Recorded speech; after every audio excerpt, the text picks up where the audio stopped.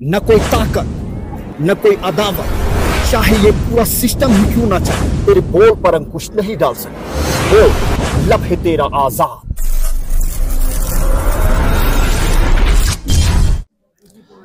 अस्सलाम वालेकुम, नमस्कार जुले। एक बार फिर से लद्दाख रियलिटी शो में आप तमाम व्यूवर्स को मैं मोहसिन कमाल हार्दिक स्वागत, हार्दिक अभिनंदन करता हूं। आज मैं मोहसिन कमाल शांति स्तूपा यानी जापानीज गोम्पा के सामने पहुंचा हूं और आज इसी जापानीज गोम्पा के माध्यम से मैं लद्दाख की जनता तक चंद बातें पहुंचाने की प्रयास करूंगा।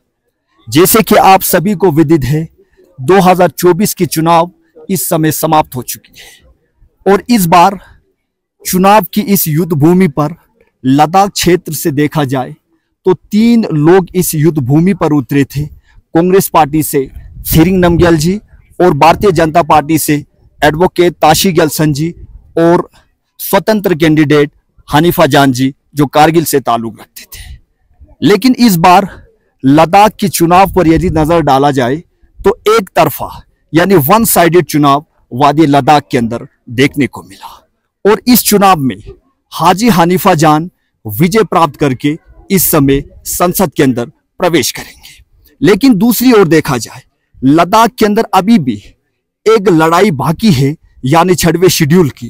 लद्दाख के लोग जब से लद्दाखियों को यूनियन टेरिटरी का श्रेय दिया गया, उसके बाद लद्दाख की जनता बार बार केंद्र सरकार से यही मांग कर रहे थे कि आने वाले समय में लद्दाख को संविधान के 6वें शेड्यूल के अंदर डाला जाए ताकि लद्दाख के उन तमाम चीजों को बचाया जा सके जो भविष्य में खतरे के अंदर साबित हो सकता है। यहाँ पर तमाम पर्यटक आए हुए हैं, इनसे भी मैं पूछने की प्रयास करूंगा कि आखिर लद्दाख के बारे में क्या सोचते हैं, लद्दाख के अंदर किन किन चीजों की जरूरत है, लद्दाख की पर्यावरण को लेकर क्या सोचते हैं। ये तमाम चीजें यहाँ पर जो पर्यटक मौजूद है इनसे भी मैं जानकर जनता तक पहुंचाने की प्रयास करूंगा। लेकिन इस समय लद्दाख की जनता के हाथ में ताकत है।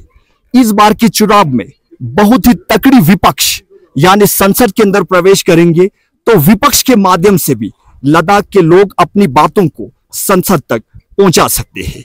और इस बार लद्दाख के लोगों ने हाजी हनीफा जान को चुनकर संसद के अंदर भेजे हैं तो हाजी हनीफा जान के माध्यम से भी लद्दाख के इन समस्याओं को संसद तक लद्दाख के लोग पहुंचा सकते हैं। यहां तक कि हाजी हनीफा जान खुद भी लोगों को यही आश्वासन दे रहे थे कि मैं कारगिल डेमोक्रेटिक अलायंस और लेह एपेक्स बॉडी के जो सदस्य जिस चीज की मांग कर रहे हैं उन चीजों को भी मैं संसद के अंदर रखने की जरूर ब जरूर प्रयास करूंगा। लेकिन आगे क्या होती है हालत, ये आने वाले समय ही लद्दाख के जनता के सामने रखेंगे।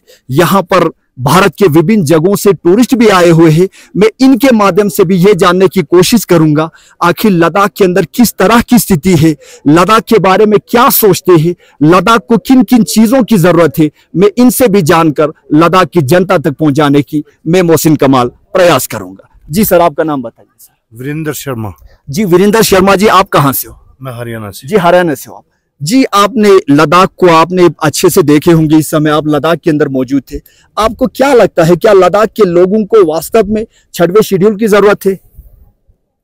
मैं एक्चुअली 6वें शेड्यूल क्या होता है इसके बारे में जानता नहीं हूँ। जी 6वें शेड्यूल के माध्यम से लद्दाख के लोगों को कुछ प्रोटेक्शन दिया जाएगा, लद्दाख के जमीनों को लेकर, लद्दाख के बाकी जॉब्स के लेकर जिन लोगों से जिन चीजों से लद्दाख के लोग परेशान हैं उन लद्दाख के पर्यावरण को लेकर, तो इन तमाम चीजों को 6वें शेड्यूल के अंदर डालने से ये चीजें आने वाले समय में यानी भविष्य में बचाया जा सकता है। तो आपको क्या लगता है लद्दाख की ये जो नाजुक ये जो पर्यावरण को देखकर आपको क्या लगता है, क्या लद्दाख के लोगों को 6वें शेड्यूल की जरूरत है? बिल्कुल बिल्कुल, एब्सोल्युटली जरूरत है, एब्सोल्युटली जरूरत है। जी आपको मालूम है लद्दाख के अंदर 2 दुश्मनों की नजर है, एक है चाइनीज आर्मी की, दूसरी ओर यदि आप तुर्तुक की तरफ देखा जाए तो वहां पर पाकिस्तान भी नापाक नजरिए से लद्दाख को देखते हैं। तो आपको क्या लगता है लद्दाख को किस तरह की प्रोटेक्शन देनी चाहिए ताकि लद्दाख ऐसी दुश्मनों से भी बच सके और लद्दाख ऐसी दुश्मनों को मुंह तोड़ जवाब दे सके? सबसे पहला तो जो अप्रोच होता है ना रोड का, जी जी जी यदि रोड अच्छे होंगे, जी जैसे चाइना में अपने बात करते हैं, उनके पास मतलब वो इतने हाई एल्टीट्यूड पे रहते भी हैं, जी जी जी उस तरह के रोड यदि बनेंगे ना जी जी तो अपना देश ऑब्वियस सी बात है मतलब बहुत सुरक्षा के उसमें रहेगा। जी जी जी देखिए सर, देखिए जैसे केंद्र सरकार ये सोच रही है इस समय कि लद्दाख के अंदर हम फैक्ट्रीज स्थापित करेंगे ताकि लद्दाख के अंदर विकास लद्दाख के अंदर देख सके। तो आपको क्या लगता है, क्या इस तरह की फैक्ट्रीज लगाने से लद्दाख के पर्यावरण पर कुछ असर पड़ सकता है? प्रदूषित हो जाएगा, इसकी ब्यूटी ही गायब हो जाएगी, इसमें कोई इस तरह के ये जो पर्यटन है यही होना चाहिए बस। जी जी, आप किन चीजों को देखकर लद्दाख के अंदर मतलब कि विजिट करने आए हो? इसकी ब्यूटी को देखकर यहाँ मतलब जितनी ब्यूटी आए यहाँ पे। आप तीसरी बार हो जी। आप देखा जाए तो बाहर आप घूमेंगे तो वहां पर आपको ऐसे भी लोग मिलेंगे, यहाँ से हम चलेंगे तो वहां से कोई हमारा जेब काटने भी आ जाते हैं, लेकिन लद्दाख के अंदर ऐसी बिल्कुल नहीं है। आपका मोबाइल खुदा न खास्ता यहाँ पर गायब हो जाए, शाम तक आपको मोबाइल आपको मिल ही जाता है।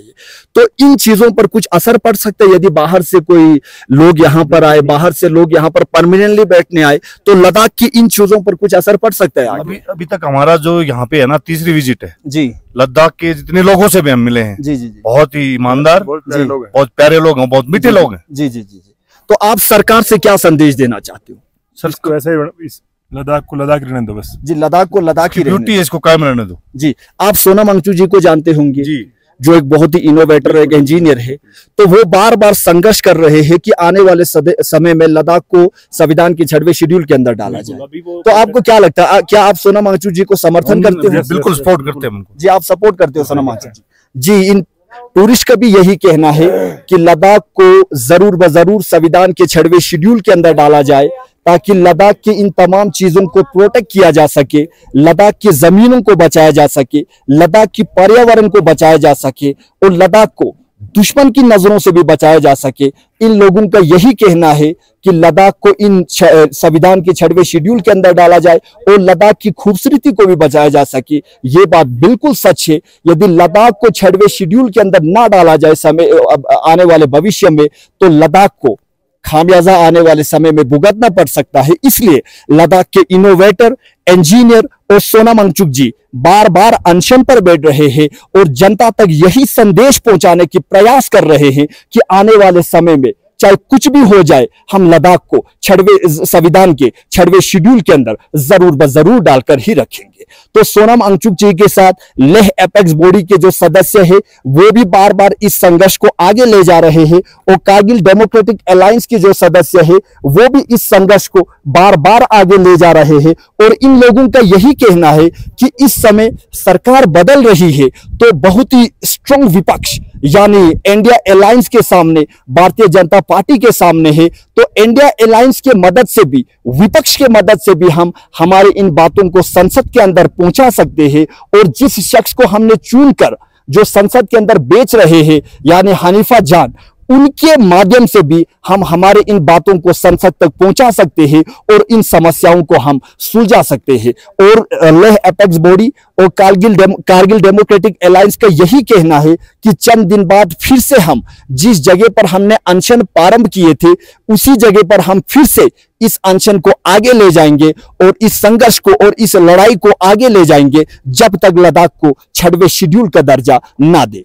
तो लोगों का यही कहना है कि जो शख्स हमें लद्दाख को 6वें शेड्यूल का दर्जा दिलाएंगे, हम उस शख्स के साथ हैं और हम उस शख्स को हमेशा हमेशा के लिए साथ देंगे जो लद्दाख को संविधान के 6वें शेड्यूल के अंदर डाले। मैं आप सभी व्यूअर से अनुरोध करता हूं, मैं मोहसिन कमाल हमेशा निष्पक्ष तरीके से पत्रकारिता करने की प्रयास करता हूं और हमेशा सच्चाई को लद्दाख की जनता के सामने रखने की प्रयास करता हूं। इसलिए मोहसिन कमाल हमेशा ग्राउंड पर पहुंचकर ये तमाम विजुअल्स जनता तक पहुंचाने की भी प्रयास करता हूं। इसलिए मैं लद्दाख एवं भारत की जनता से अनुरोध करता हूं, Ladakh reality show YouTube channel को सब्सक्राइब करें और घंटी की बटन यानी बेल आइकॉन को दबाना ना भूले, क्योंकि समय समय पर मैं मोहसिन कमाल ग्राउंड पर पहुंचकर सच्चाई लद्दाख की जनता तक पहुंचाने की प्रयास करता हूं। धन्यवाद।